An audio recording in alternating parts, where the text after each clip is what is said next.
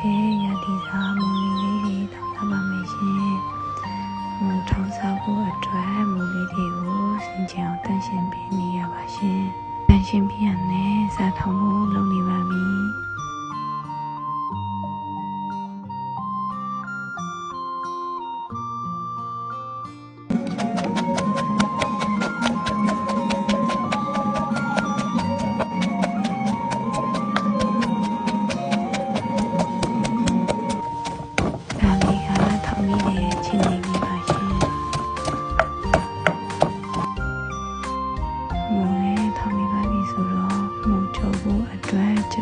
ချက်သွန်လေးတွေကိုစားပြီးထိပ်ပါပြီရှင်